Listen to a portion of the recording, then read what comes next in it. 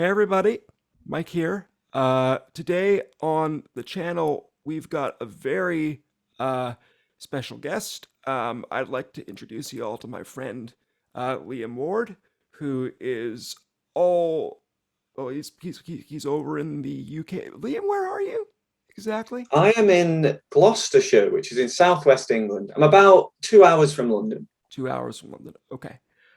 So yeah, Liam and I have been friends for at this point, and I actually checked today, a decade.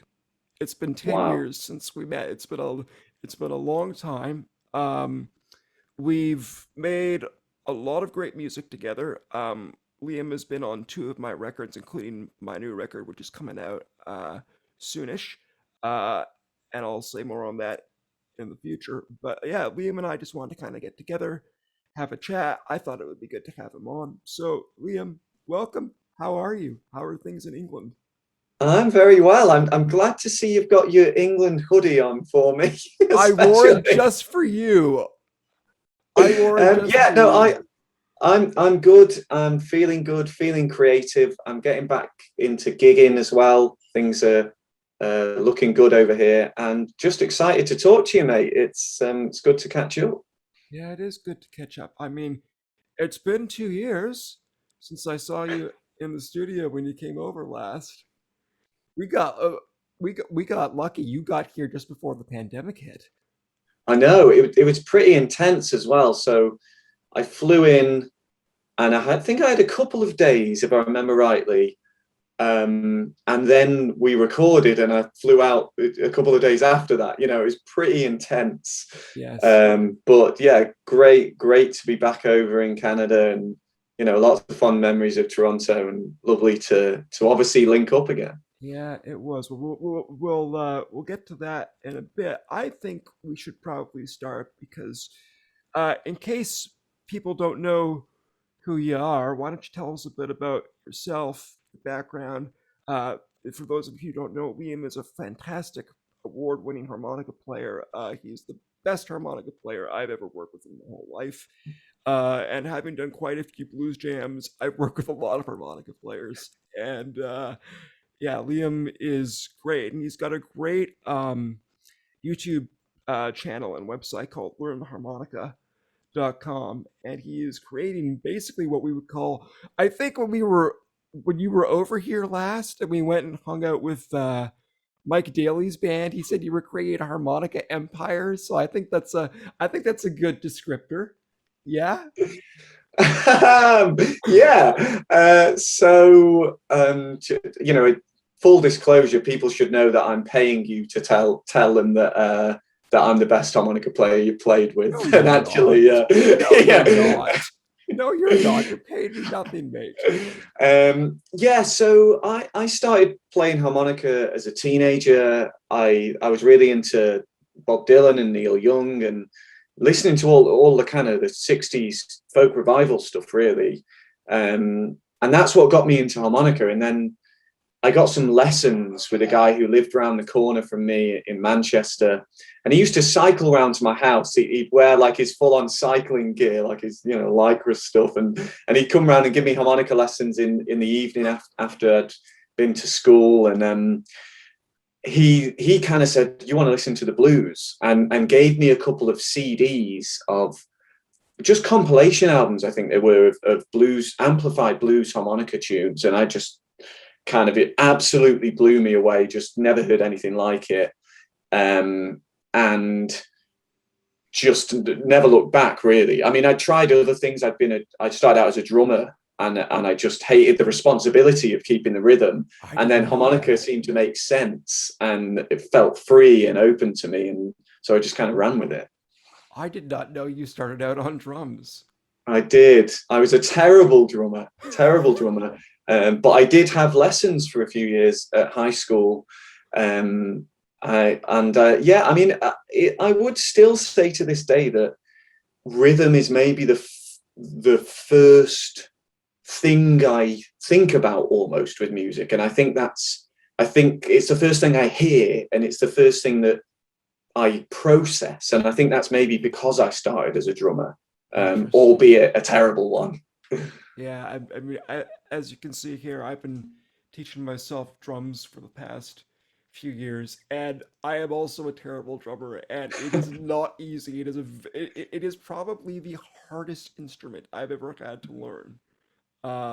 So I mean, I've got nothing but respect to all the great Yeah. drummers out there for what they do. But it's interesting that you think of rhythm as the Mm. first thing that comes to your mind. For me, it's melody. Yeah. Or Yeah. I mean, it's not that there are these completely separate things and that it's a slow progress. Think about the rhythm and then think about the melody. It's just, I think it's just because my first musical training, if you like, what was on drum kit, my mind was kind of at a young age so so full of thinking about rhythms, and so it's sort of like my instinct is lock in with the rhythm almost before anything. Everything else then comes very quickly after, but I think it's still there, that instinct. that's I mean it's good that you have that and that you had that like at the at the very beginning because I remember for me rhythm didn't come until much later. Like I Mm, was always thinking about melody or when I got started on slide guitar and laps. All I wanted to do was just play lead and play solos all the time, right? And it wasn't mm, until like years later that I figured out, oh shit, rhythm's really rhythm's really important, right? So mm, it's good that you figured that out early on because yeah. it certainly took me a while. And actually, rhythm is probably the hardest. It's probably the thing that I have the hardest time with in terms of Yeah, I getting mean, together.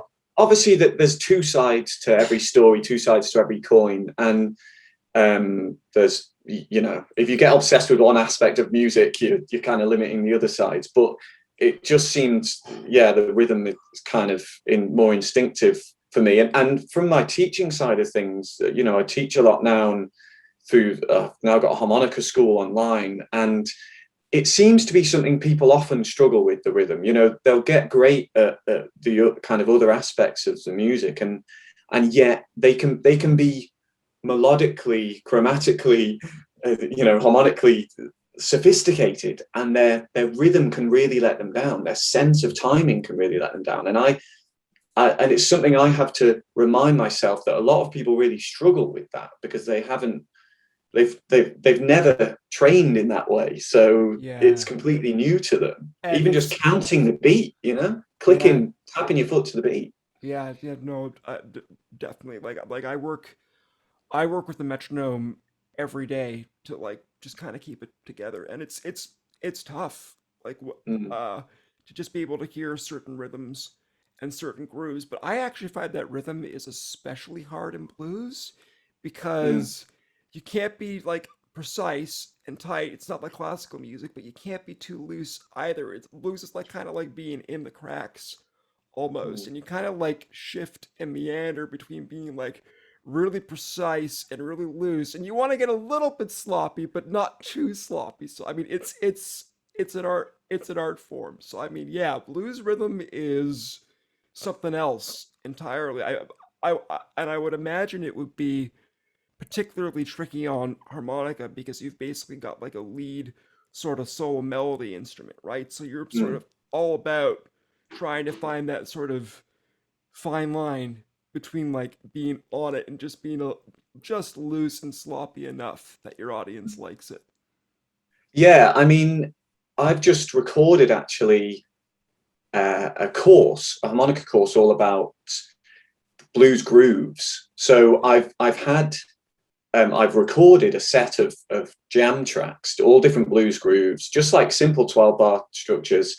And I've now recorded a course where I go through each part. It's just guitar, bass, and drums. But we were talking just before we started recording about your reaction videos and your analysis and musical kind of analysis of songs, and saying this is what this instrument is doing, this is what that one's doing. I do a little bit of that in the course where I'll kind of isolate, the stem, the drum track, and say what's the drummer doing, isolate the bass track, what's the bass player doing, and then just have little practice exercises, often following the bass actually, because it's such a fundamental sort of part of feeling the groove. So say it's like a rumba blues, Yeah. I'll do a little practice exercise, a kind of like a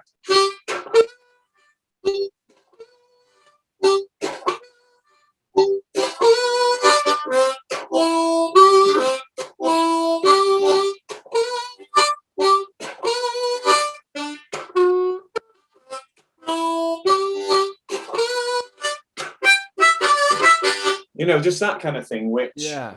I probably wouldn't play with a band because I'd be essentially kind of doubling up what the bass player might be doing a few octaves above.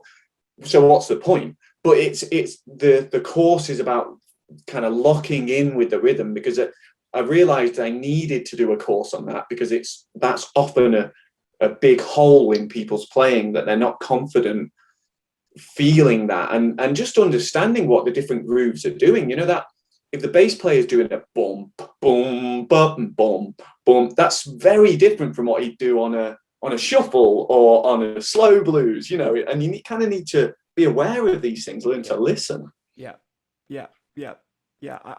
I've always been lucky in blues that I've basically been able to sort of feel the rhythm and the groove naturally, but that doesn't happen for a lot of people. So yeah, I can imagine it would be like a really tricky thing to teach and figure all that out and like try to impart that to your students. I mean, like Yeah. how do you do that?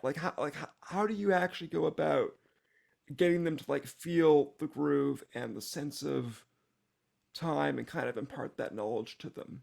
Because like when I was doing guitar lessons, my teachers would be just like, "You just gotta feel it, man." Right? And like sometimes I wouldn't be getting it. It's like if I was your student, how would you actually get me to go about like feeling the groove if I was struggling with it, and like that whole Yeah, I situation. mean, it depends on the student. So some people are quite theoretical minded, and they may have come from another instrument. They may have come from a background where they've read a lot of music, and they're used to sheet music. And in that case, I mean, I don't use sheet music in my teaching. That's not the way I interact with music, but I'll try and break it down in a way they might understand. So it might be with a rumba rhythm, I might be saying, okay, the emphasis here is on the one, the two and the four, or something, that I'm kind of like, we're then going to talk specifically about where we're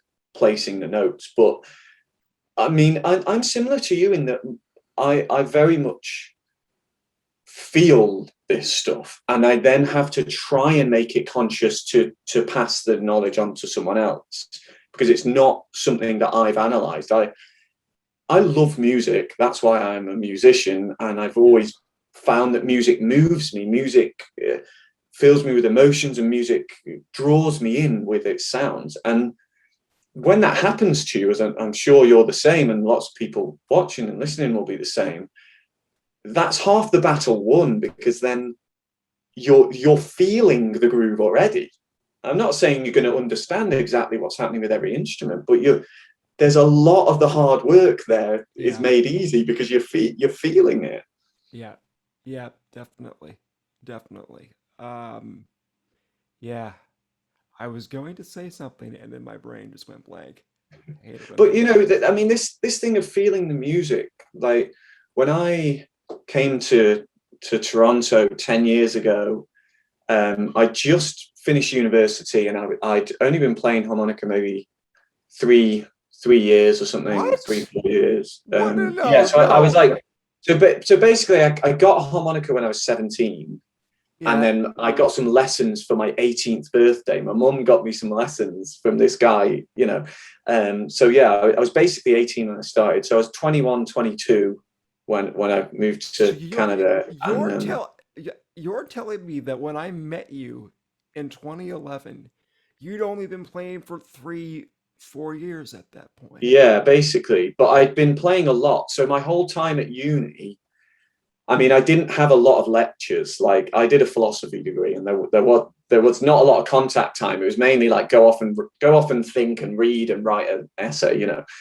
So I just went and played music all the time. And then when I came over to Canada, I that carried on and it expanded even. So I was so excited to be somewhere new and in a you know in a city full of musicians, and I just went out and played with everyone I could. And I can remember, you know, various places I just turn up each week and play, and that's kind of how we ended up meeting. But the reason I wanted to mention this was because that idea of just feeling it and locking him in the groove, one of the things that I loved when we first played together was it was kind of like we sort of just got each other, and Yeah. you didn't have to ask the questions, you didn't have to tell each other. We just sort of felt right. And I was playing with loads of people, and that doesn't always happen, but that happened with us, and that was wonderful. I know, I know. Do you remember where we met? I can remember like vaguely, but it's pretty hazy. I mean, by saying 10 years, you've made me feel very old. So I'm Oh, sure you remember it better than I do I well, from you no, saying I remember it like yesterday. We were at I've mentioned him before, but we were at one of Brian Kober's gigs, my mentor Brian's gigs. And for those of you on the channel who don't know, Brian Kober was an amazing musician from here in Toronto. He invented that unique style that some of you may have seen in some of my videos, where he played with two slides. I'll just grab my slides to show people. Two slides on one hand. And he basically revolutionized the instrument and basically created a whole new instrument. And it. I'm guessing that Brian also blew your mind the first time you saw him. Did you see him at Grossman's the first time? Right? Where did you meet him? yeah, I think I met Brian at Grossman's, and then I probably invited myself along to one of his gigs. Then, you know, which will be where we was it like a bar sort of restauranty sort of place he was It was playing when we met. I'm it trying was to at Lola's in Kensington yeah, Market, where yeah, I remember. Yeah, he did the acoustic troubadour style jam on Thursday nights, and that's where we met. And I remember we were both because the whole place was packed. It's not like now with COVID where like you have to like socially distance and stuff. Like the whole place was packed. So the only room that I think I had to sit down on was the stairs. And I sat down. I think you were like on the step above me. And Brian says, "Oh, Mike, this is Liam. He's a harmonica player." And just it's just like you say, when we started playing, because like what Brian would do is what was when he would get tired, he's like, "Mike, play a tune." Right? And it's like one tune turned into like five tunes or some shit. And that I think that night, because like I couldn't figure out what the hell to do. I just started doing some of my original stuff. So I think that's where we just did the stuff off Parliament, my first record. We just like went off and like yeah, it's like you say, there was like that musical connection where we just like we felt it. We got each other. I didn't need to tell you what to do. You didn't need to tell me what to do. I almost describe it as like whenever we play together to people, it's like we have like this near almost psychic link with each other where it's like we can sort of anticipate what the other person is going to do. I'm like, I've got that with my bandmates, but like we've had to work at it. You're the only person I've ever met where like that's come like naturally.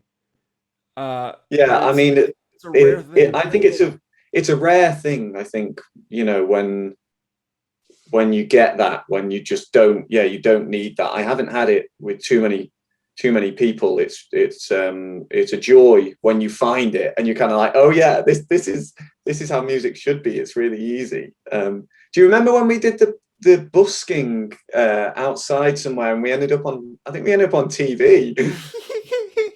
Yes, I do. Yes, I do. Oh my God. Yeah, no. We were busking in front of the Big Carrot, which is a big organic supermarket here in Toronto, and I used to busk in front of there before I started busking in the subways professionally.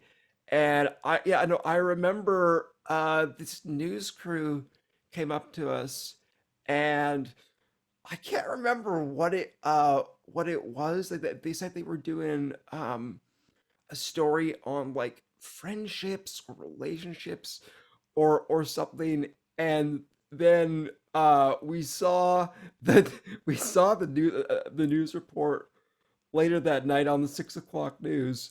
I think it was on Global, and they said Mike and Liam think they sound better together, and they implied that we were a gay couple.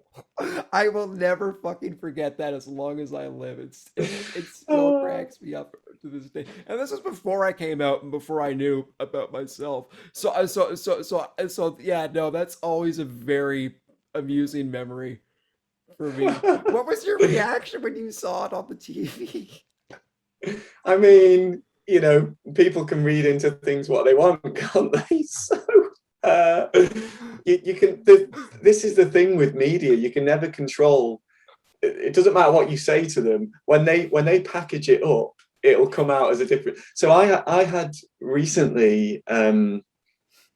I my YouTube for teaching channel um, got a bit of attention, and just like a regional news uh, thing, but like a BBC regional thing here, got in touch with me, and they said they wanted to come and interview me, and we did it out in the garden behind my house, and they just asked me about the channel and all that kind of thing.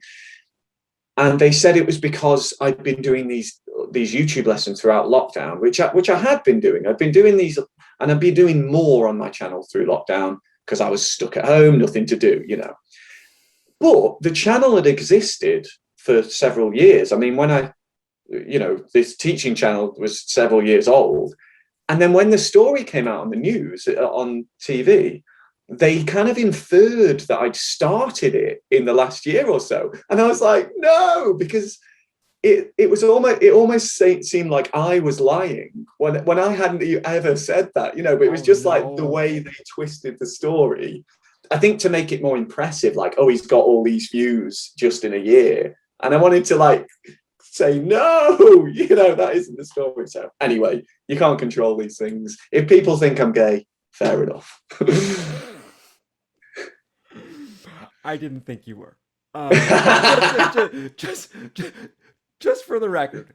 Just for the record. But yeah.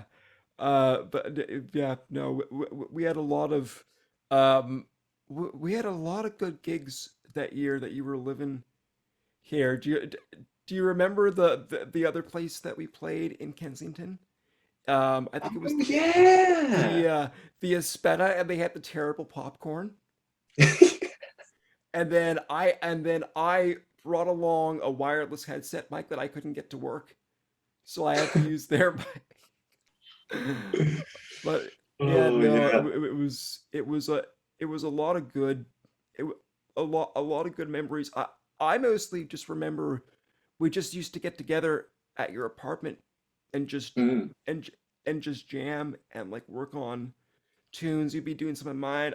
I still remember, and I've still got it here. Was your It wasn't your first professional release, but do you remember the record that you made that you recorded on your little laptop? Yeah, yeah. I've still got it, and I I've got a copy, I think. do you? Um, yeah, somewhere.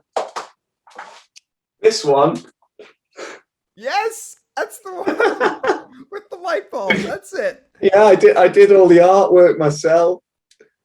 16 songs on there. That's pretty full Yes. on. Yeah, yeah. Yeah. The one that I remember the most, and I think the one that we had the most fun on was Down in a Funk. Oh Do yeah. you remember that one? Yeah. Yeah. Yeah. See, so it's got here all songs written by Elwood unless otherwise stated. Recorded on home computer, Toronto, Ontario, spring 2011. There we go. Yeah. No, gobironward.com. That must have been my website at the time. I don't know. what did it say was your website at the time? Gob Iron Ward. So Gob Iron being a silly name for the harmonic. Oh yeah, no. I remember because I remember in the credits for Parliament That's how I credited you. Liam Gallagher Oh number yeah, one. yeah, If you look at the credits, it's there. yeah, yeah. Um, yeah, yeah, yeah. Right, And yeah, I've so got Parliament on the shelf here, I believe. Where is my copy of Parliament? Yeah. So this was loads of fun. This yes, was um uh, and going like thinking about your music and us playing together again. Um one of the things I really liked about hearing your originals was that they were kind of from from the blues, but they were different accents to them. They went different places, and I, I'm a bit rusty at the minute because I'm basically playing with my own band and not a lot of other stuff. But at the time when we met, I was playing with so many different types of musicians. I was absolutely loving the different styles and the things going in different directions, and that's something I loved about those songs that I first heard you playing. That it was kind of like, yeah, we're playing blues, but we're not playing blues, just as someone's passed it to us. Like you were doing your own thing, which is really yeah, cool. yeah. No, like I always just at this point I describe my music as prog blues and just basically leave it at that because it just interacts with so many different genres. But it's funny because when I made Parliament, the whole sort of like cross genre thing was by design. It was on purpose because at the time, I thought, well, you know what I'll do? I'll get work as a session guitarist. People need loads of slide guitar for session work. No, they don't. But I thought I was going to be the next big hot session player. So the reason all the cross genre stuff was on the record was so that I could basically show off sort of my versatility and say like here's a jazzier number, here's a funkier number, here's a more rocky number, here's a more straight ahead blues sort of thing. So I mean that's sort of where my thinking was at the time. And then eventually it was like, well, I seem to not I seem to not be a very traditional player or traditional person by any means. I've always kind of marched to the beat of my own drum, so to speak. So eventually it just kind of became my thing a little bit. But yeah, no, I guess that seems to be the thing that drew the rest of the band, the rest of my bandmates to me was like the fact that like I was doing something different, like very different with blues. Um, because I don't know how it is for you over in Britain, but the the blues scene in North America, it's still pretty traditional sounding. Like it's still kind of like 50s and 60s kind of sounding blues, maybe a little bit more amped up and a little bit more like modern in terms of the production. But things haven't really evolved much. And I'm thinking, well, if somebody doesn't do something about this and somebody doesn't start taking the music in a new and different direction, it's gonna die. And I don't think I want blues music to die. I don't think you want blues music to die. So I think that's something that like we're sort of in the same mindset on is like we want to kind of keep moving it forward as an art. We'll still like honoring the tradition at the same time, of course. Yeah, I mean, over here you've kind of got two camps. You've got the doing things old school, wouldn't ever dare put any other chord other than a 1 4 5 in there. And then you've got like blues rock and like blue, like soulful sort of stuff that has its roots in blues but isn't really blues. But that, like, the pub bands are doing like the straight up blues stuff, and then like the a lot of the headline festival bands are kind of doing the rocky or the soulful stuff. Yep. And there's this like big gap in between where I'm thinking that there are so many other ways that we could do it these days, and I think it's a shame, but equally it's an opportunity. There are so many other things you could be doing other than those two, and I hope more and more people are going to do it. Yeah. Yeah, I remember when you uh, came back here a couple of years ago to record for outside the box, my latest record. And we had the dinner at the Italian place, Sambucas, in the Church Wellesley Village, and you were telling me about like how you were trying to do something different with like your lyrics and stuff, and like not do like the same sort of like boring old sort of like misogynistic crap that you get in the scene over there, and that you also get in the scene here. So it was interesting for me to find out that we were kind of like sort of thinking along similar lines um in our own way. And I remember when I heard, I've actually got a copy of your record here. Where is it? When you gave me Uprising. That's the one. Yeah, it's the one. It's a great record. Um, where, where was it? My favorite tune on here is the Insidious kind. It's a great fucking tune, and I love like all the time changes and the feel changes in it, especially. I think it's in your soul section, right, where the band Mm. goes from like shuffle to straight and back. And who did you get to do the horns on this The record? horns, they were a couple of guys who were friends with the bass player, and they just came in for the day. He played with them previously, so I was living in South Wales at the time, Yeah, and out that way, there's a lot of great musicians down there, and the bass player. I was talking about wanting to get some horn lines in now, saying, should we get some brass instruments in? And he said, oh, I know these guys. Um, I can't even remember their names because they didn't want their actual. They said we go out as the, I think, like the West Coast Horns or something. So that's what they're credited as, that's a rather than their individual names. that is a that is a thing with horn sections. That is no. It happened to the horn section that I used on "We Got a Party," the last track on my record. Um, Mm. oh goodness, I guess I dropped a title name. I haven't revealed any. Well, there you go, folks. There's a secret spilled.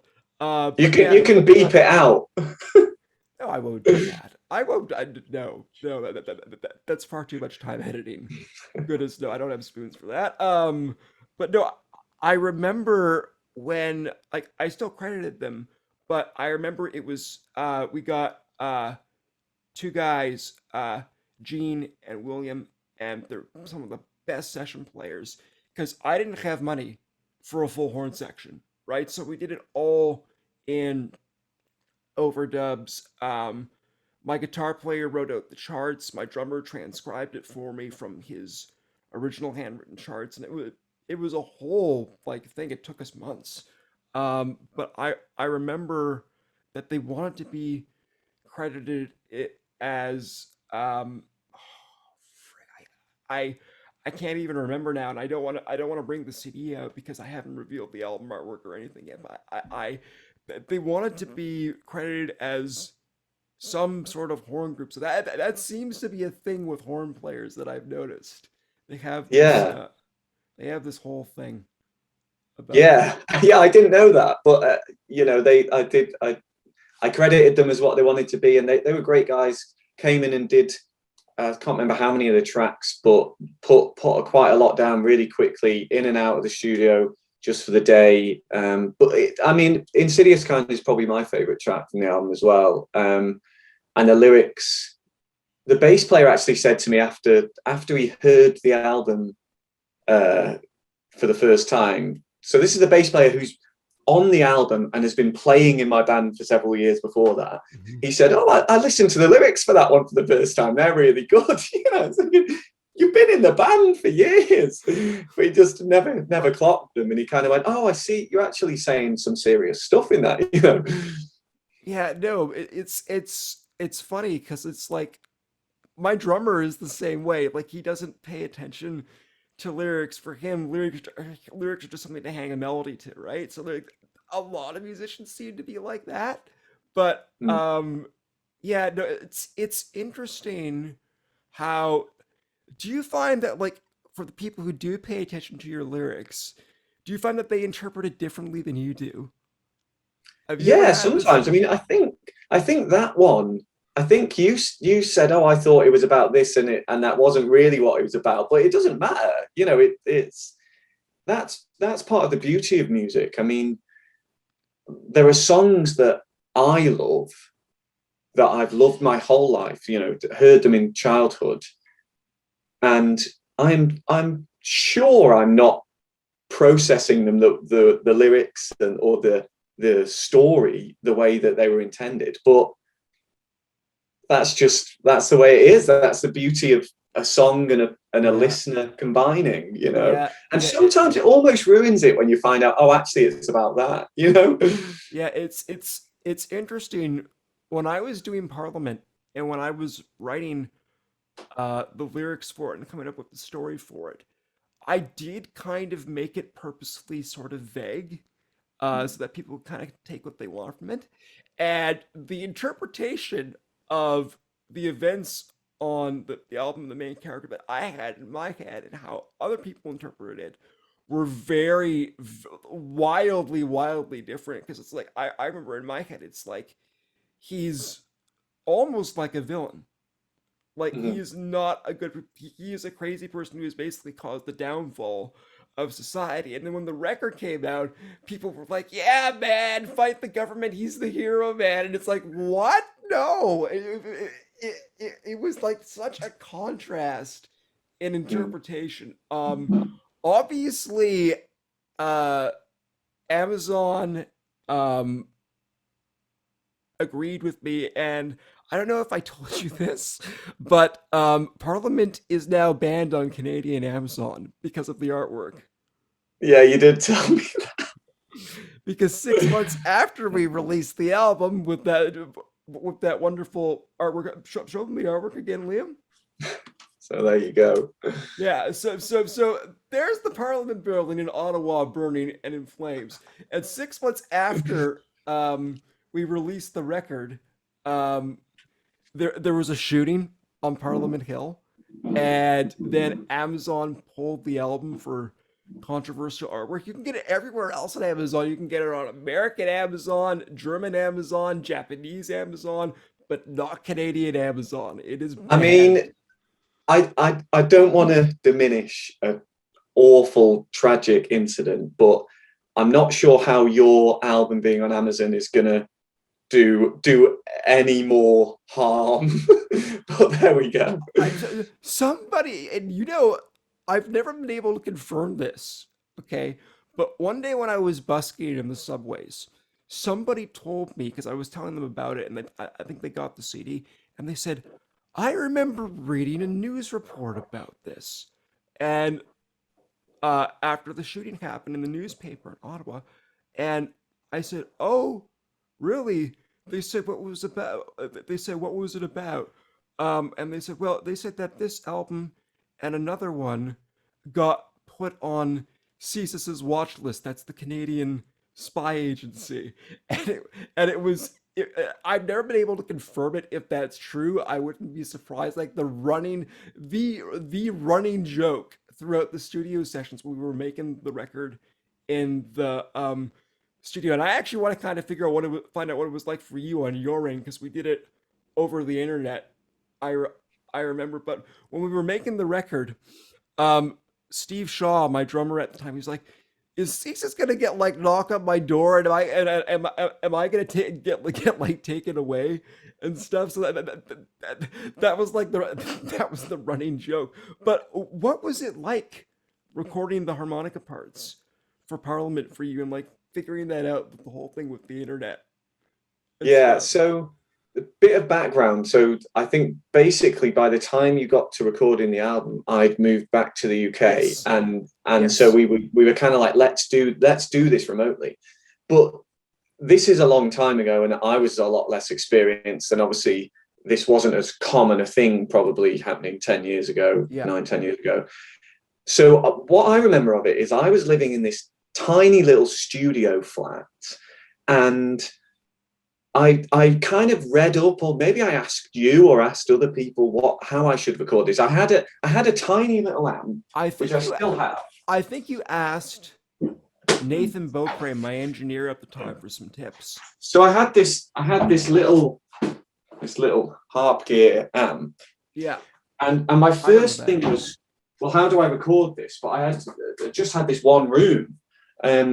So I remember I built this kind of like a den, like a fort out of I tables and remember the chairs picture. I and remember the duvet, picture. Yes. yeah, like duvet covers around the little amp to try and record that, which wasn't especially successful. And then just got, yeah, a little USB plug-in mic for my little laptop and recorded some things clean that way.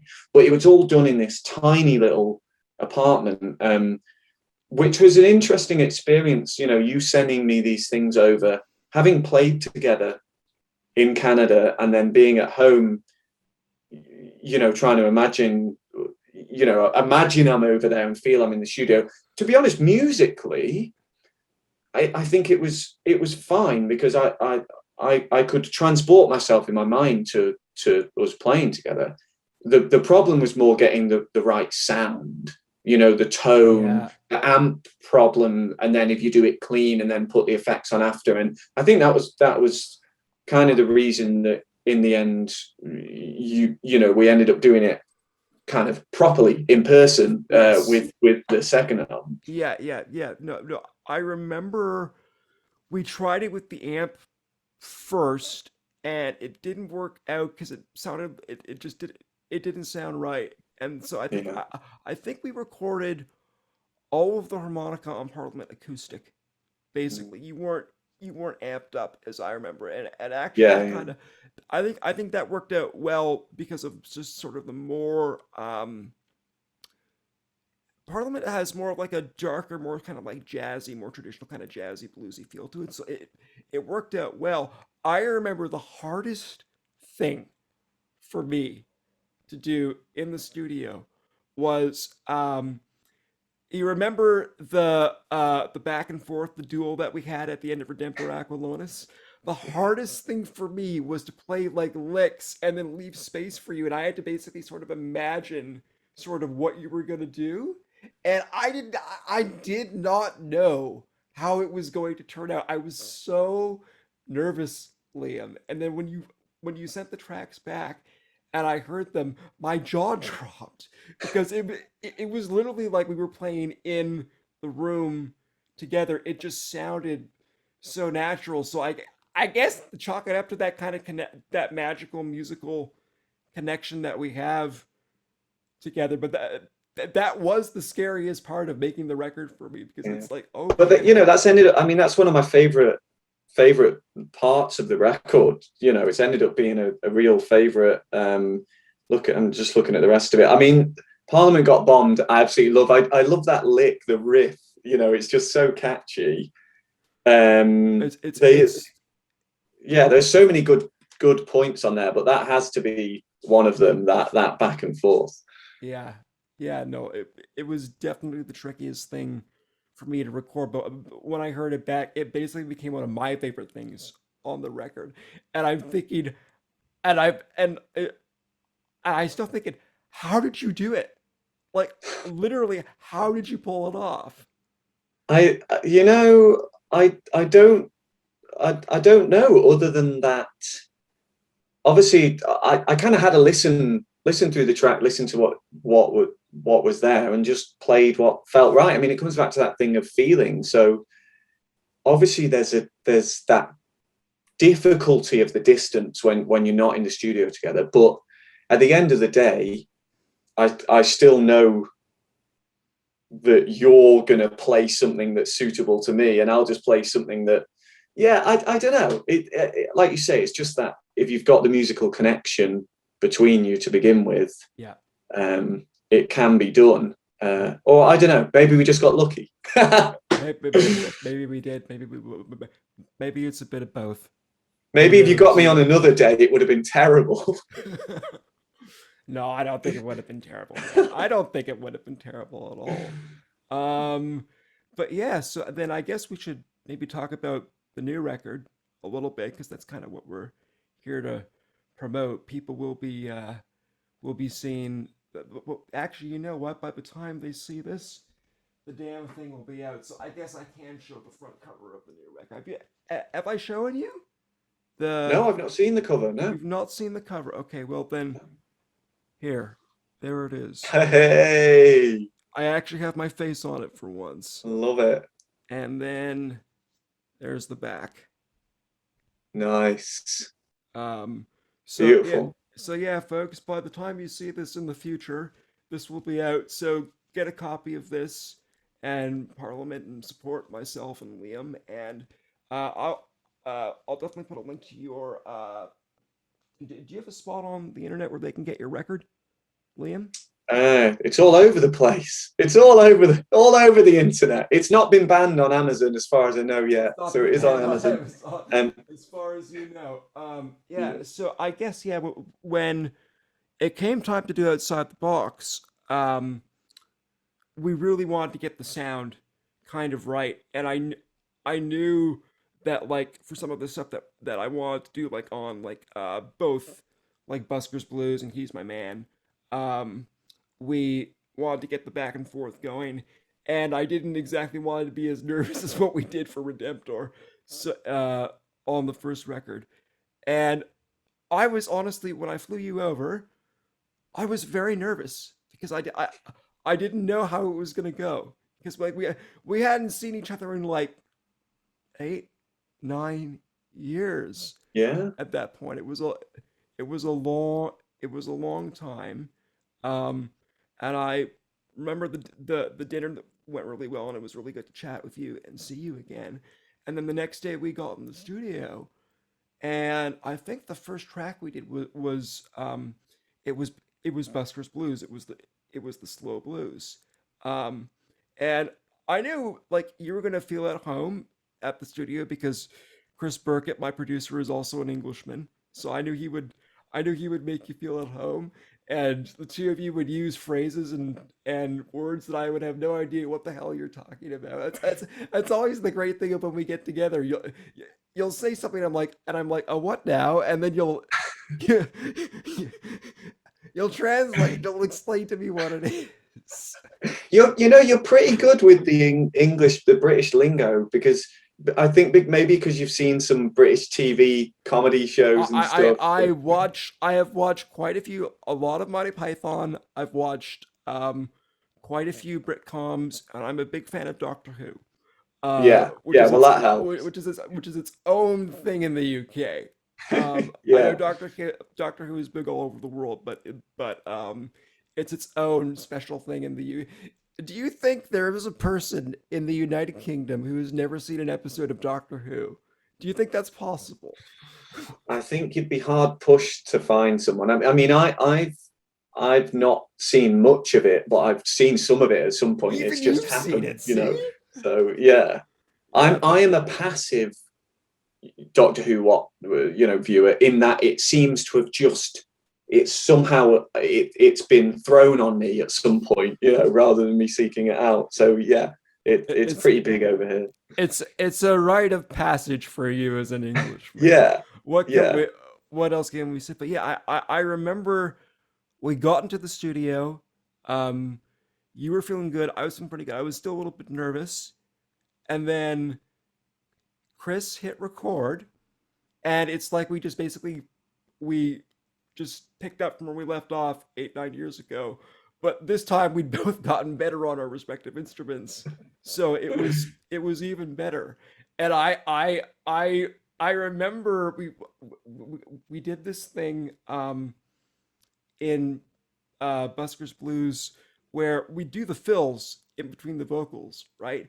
And I'd pick up an idea, and then you quote me back, and then I change it slightly, and then you quote me back, and I can just remember the two of us were just like smiling to each other, and I remember like Chris had this giant grin on his face. It was wonderful, and I think that day was the day that we were playing too loud when we got complaints from Chris's upstairs neighbors.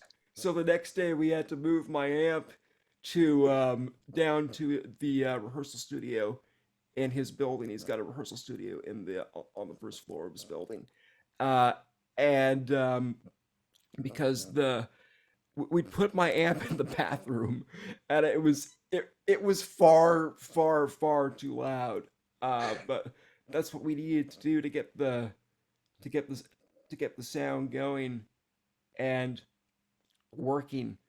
But I remember it was very natural. And I mean, you're when people hear it, uh, your playing is, um, as it was on Parliament, one of the highlights of the record. Like the lines that you do in between the vocals on O Maximus, which is my favorite tune on the record. I think you said it was your favorite tune Yeah, as you know, well. it's funny. We seem to have the same favorites, like the Yes, same favorites on your albums, the same favorite on my my album. yeah, Yeah, yeah. But it just really, really, really, really, really wonderful, beautiful stuff that you did that we both did. What were you also feeling nervous going into it the second time yeah. recording the So record? I tell you why I was nervous. I was nervous. Well, two things. You know, it's a big thing to fly someone out to play on an album, and so I didn't want to let you down. So that's the first reason. The second reason Oh, was the first when we first met. I was playing, as I said earlier, in every opportunity I got to play, I would be playing.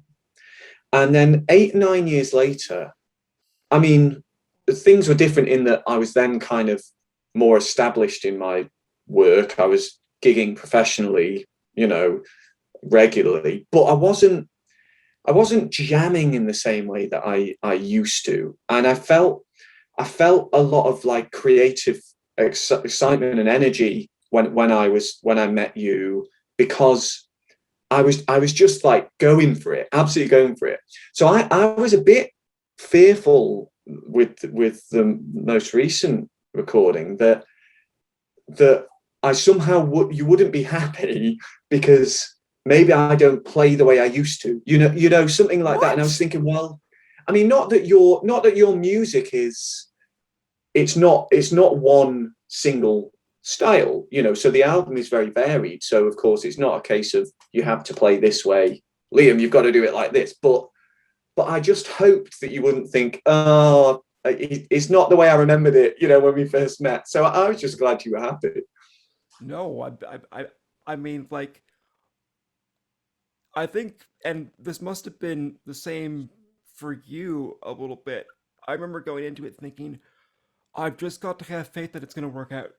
Like I just had to trust that the connection was still there, and that it was gonna work out, and it worked out marvelously. And it's like, yeah, we sort of seem to kind of push each other to kind of just go for it. Like, I do it for you, you push back, and so I think we really get the best out of each other when we play together. Yeah, I mean that again, that back and forth, doing that in the studio, um, it felt really easy, but in a way that we were pushing each other to try new things, in Yeah, an enjoyable kind of pushing kind of way. I remember, and I would just come up with lines on the fly of like in the last couple of choruses of "He's My Man," um, I came up with this line, right, and then I played it up the octave like really high up on the slide, and I think I turned to you and says, "Can you get these notes?"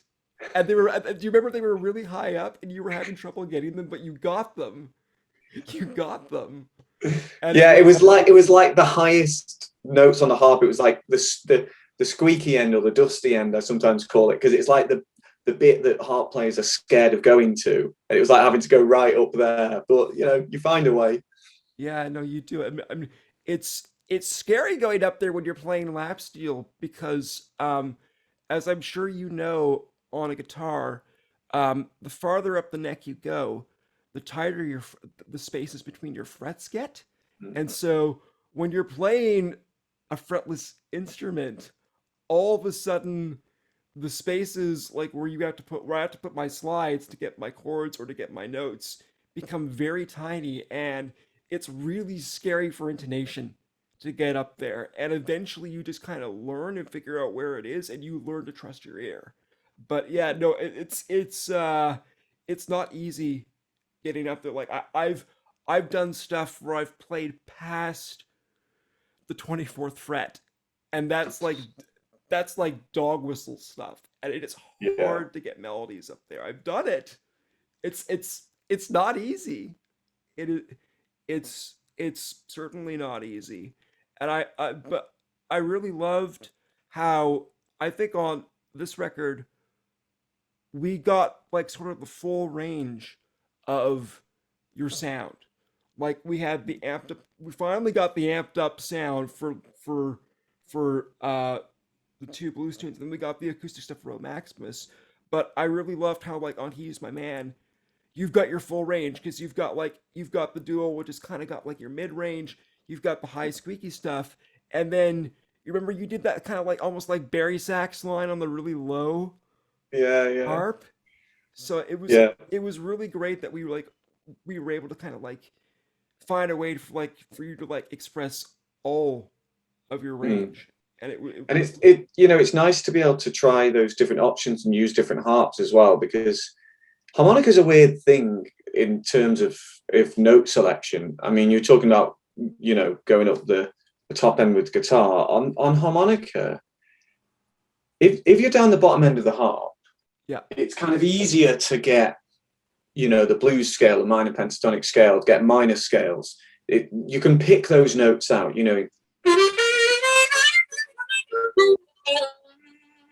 And then if you go up further, suddenly it's kind of like major. So like to get that consistency, the full range of the harp is really difficult. You can find the notes, but the techniques needed to get them and to get them quickly and make them part of fluid lines is really difficult. So one way of kind of making that a bit easier is to essentially pick up different instruments. So you've got your low harp, your kind of normal range harp. You can get higher, an octave up as well, and then that kind of keeps things interesting. And I love the low tuned ones. I mean, can't remember what key off the top of my head the one I would have used with you was, but G. an octave down from that one I was just playing. This is a standard C harp. If you go an octave down, I love that. it's pretty cool sound.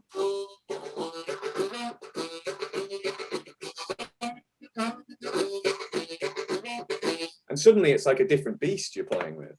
Yeah, yeah, yeah. No, no. I hear you. It's almost the closest analogy I can kind of make to it is it's like the difference between playing electric and acoustic guitar. Like they're when I play acoustic, I play very differently from how I play electric. How I approach the notes, how I pick, how I think, just my ideas are just kind of different. So I guess it's sort of the same for you. Like, do you find like when you're playing on like a lower harp, you approach the instrument differently in terms of like your melodic and your rhythmic ideas and your lines and Yeah, stuff? I mean, there's a warmth to the lower harps, and there's a richness, and I think just the fact that the physical process, that the vibration of the reeds on the harmonica takes that split second longer with the lower ones. So it doesn't make sense to be trying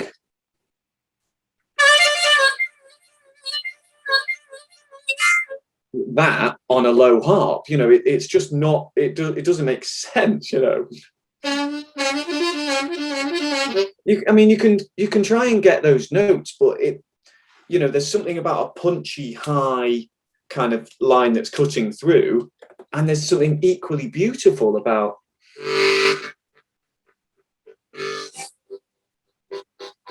which is a completely different thing, but equally valuable. Yeah, yeah. No, no, definitely. I got distracted by your playing. It always happens. It But yeah, always the happens. variety. Yeah, I hope we got a bit of that into the record. Yeah, no, I think no, I think I think I think we definitely did, and it was a lot of it was a lot of fun to make. I've actually been recording a secret album during the pandemic. Um, and the only thing I will say about it is it's not blues. So I might get you on a track for it. Well, all I'm saying is I'll believe it when I see it because you played an April Fool's on me earlier this year by saying I can't even remember what genre set you were saying you were going to play, and I completely fell for it. A pop record? Was it a pop record? Yeah, probably. I think You it were like, I'm was. done with the blues. I'm gonna do pop or whatever. Um, I actually have it in mind to actually do that. cool, do it. J- j- j- I j- think j- that was my reaction. I think I said that sounds great, and then you were like, I got you, April Fools. Yes. Yeah. Yeah. I think that was. Yeah. No. I think that was actually from like a while back because I remember Brian was still with us. Brian passed away in 2016. For those who don't know, but I remember I did the post, and then Brian was like so like downhearted and like so upset. And then when I did the April Fools, he got mad at me. But no, I actually have it in mind to actually do a couple of records that are not blues because I think. Do you find that like sometimes when you stick in one genre for so long that you just kind of want to do something different just for like a little bit, just to kind of get you like out Yeah, of a rut and like you know get some creative like just some fresh ideas and some fresh thinking. yeah. I mean, I don't know how you find it. Obviously, you're doing quite a unique thing with the double slide guitar stuff. I don't know if you ever feel I don't know if you would because the stuff you do is so varied, but if you feel you get stuck in a corner. So I love playing blues, but for example, one thing I also love doing is playing with singer-songwriters. And in that context, I do more of I don't know, you're almost filling the space of where they might put a violin, just like these Yeah, little string lines in the background and stuff. I love doing that. But as a harmonica player, you tend to get typecast, you get pigeonholed. Oh well, he just plays blues, and I wish that more people, when it comes to session work I'm doing, people come and ask for blues, and I'll do it fine. But I wish that more singer songwriters came to me and just wanted little, just little melodic kind of background kind of stuff because I love doing that. this is The why you variety, yeah, when you're a musician, as you know, is an important thing. this is why you enjoy working with me. I take it. Yeah, because you send me the one track and I'll think, okay, I get that, and then send me another one and I have no idea what it's going to be like. So how does it feel now? As we record this, the album isn't out yet, but should be by the time this goes out. But how does it feel to be finally at the point of releasing it? I know it's been a long journey. It it it it is I mean it's been a very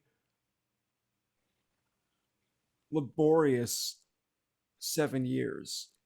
It's taken me seven damn years to get this thing out, and it's been one delay after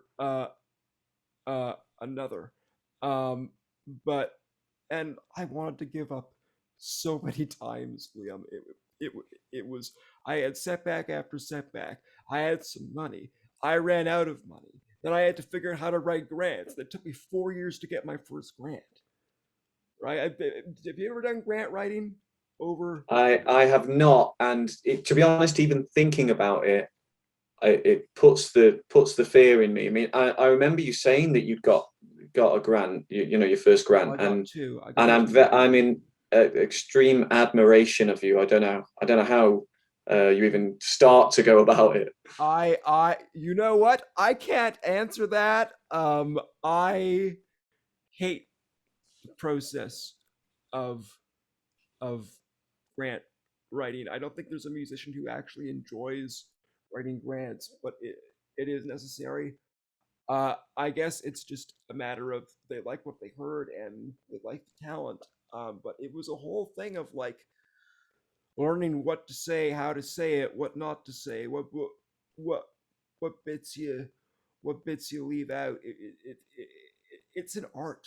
It's a very difficult art. But from to answer your original question, after all the delays, I think I just feel relieved that it's finally out and that I can just kind of take a big breath.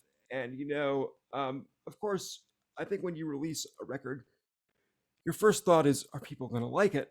And you get a little bit nervous and a little bit worried about it. But those who will like you, and they will love you, and those are the people that you kind of need in your corner. But the closest analogy I can give to it is, I know you don't pay much attention to the pop and the rap world, but do you know who Lil Nas X is?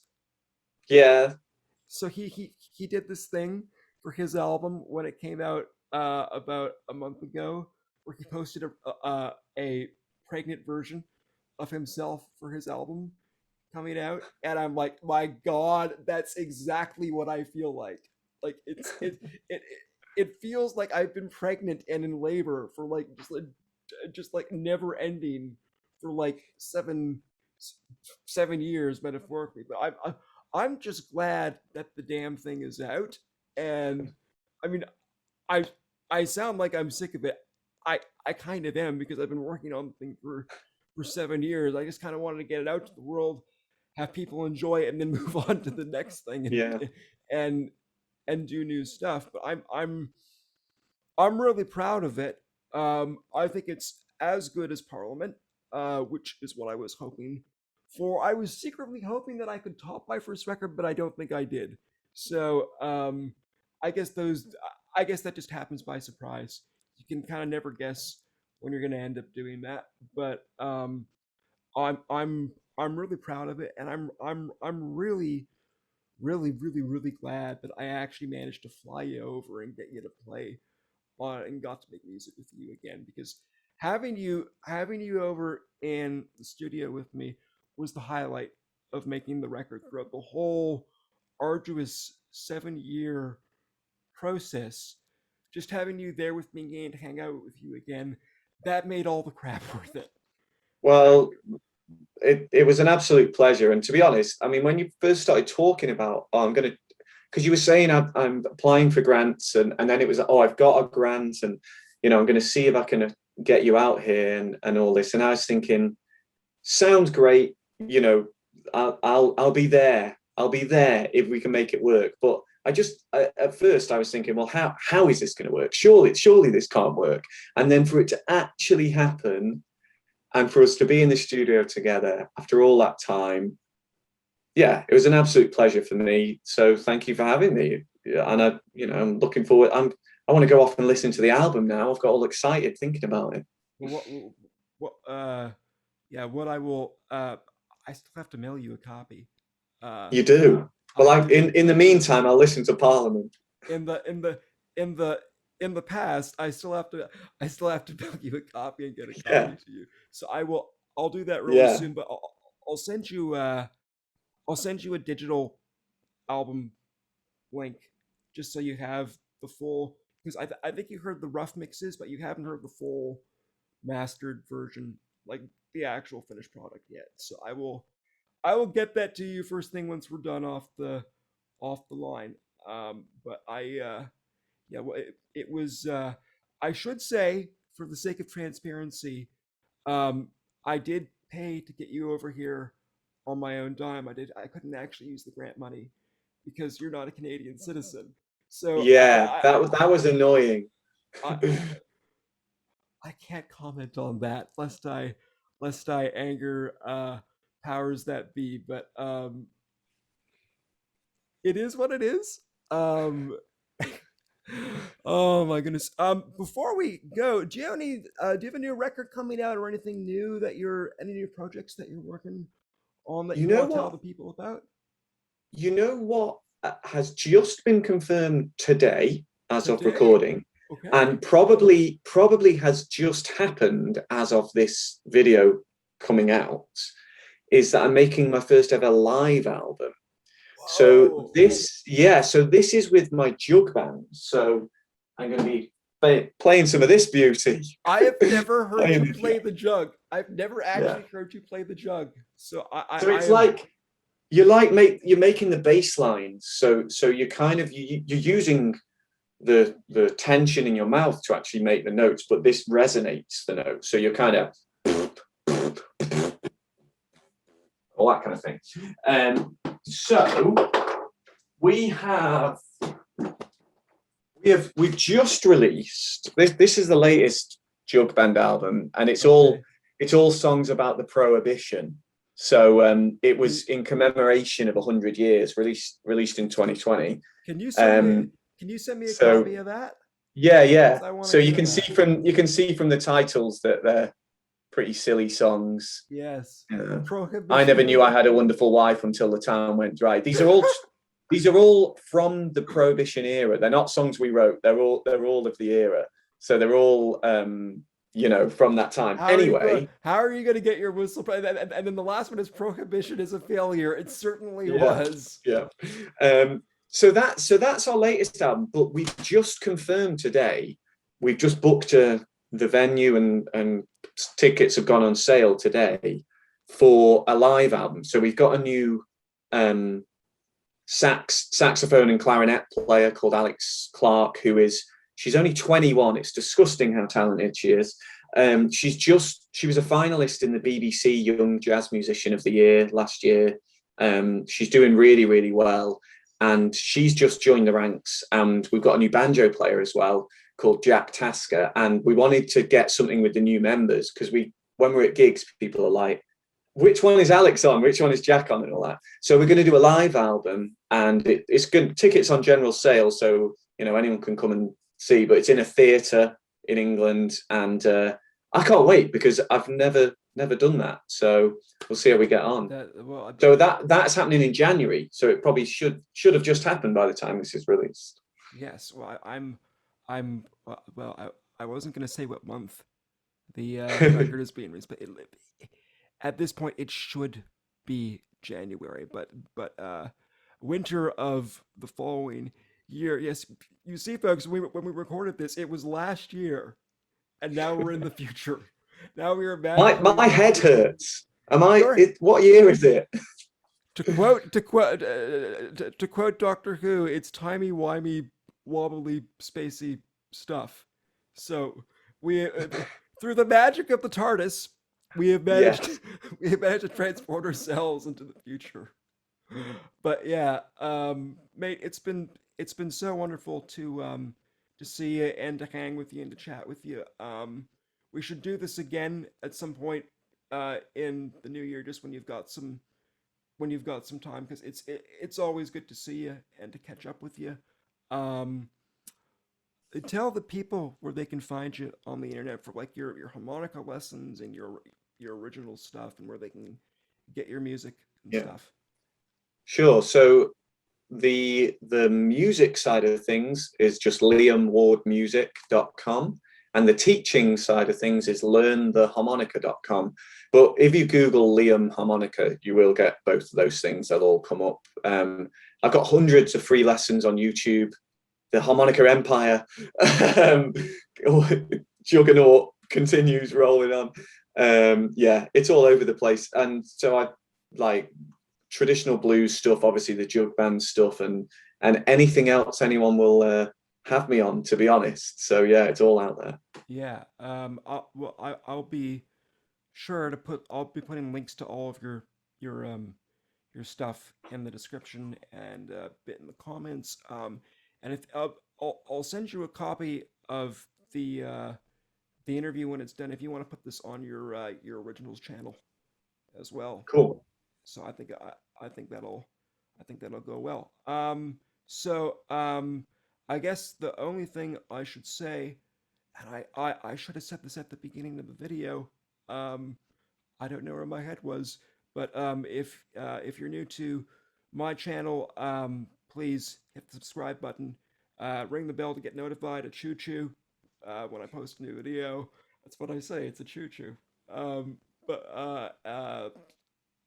Give the video a like, a thumbs up, and leave a comment. And go subscribe to Liam's channels. If you love original blues music and harmonica, you'll love his stuff. If you want to learn the harmonica, he's a great teacher. I mean, you're pretty much the best out there in the UK, aren't you? Like, you taught one of the members of the European Parliament through your lessons. Did is that not correct? Did I not read that? Yeah, that was strange. So they got in touch with me.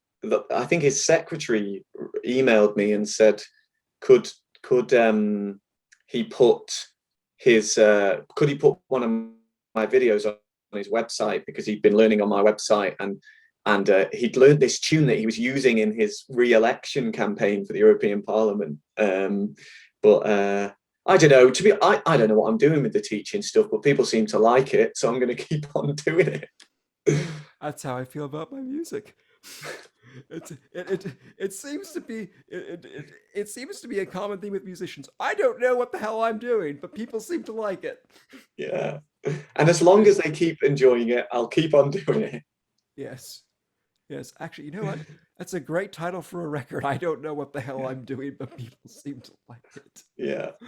Oh, well, mate, it's great having you. And yeah, if you've enjoyed listening to Liam and our chat and hearing him play, go over to his channel, subscribe, watch some of his videos, show him some love, and he will love you back for it. So thank you, mate. It's been an absolute joy and a pleasure having you on. You You're take very care. welcome. Thanks for having me. Yeah, we'll have to do this again, and I am sure we will be continuing to make music in the future. Undoubtedly, it I will. hope so. It will happen again. Hopefully, it won't take Hopefully, it won't take 8 9 years for the Yeah, next. maybe just do an EP next time. 5 tracks. No, I can't. I'm terrible at editing myself. I'm terrible at editing myself. But it'll happen soon enough. So I think that's all for today. So Liam, I'll be seeing you, and you take care. Cheers, you too.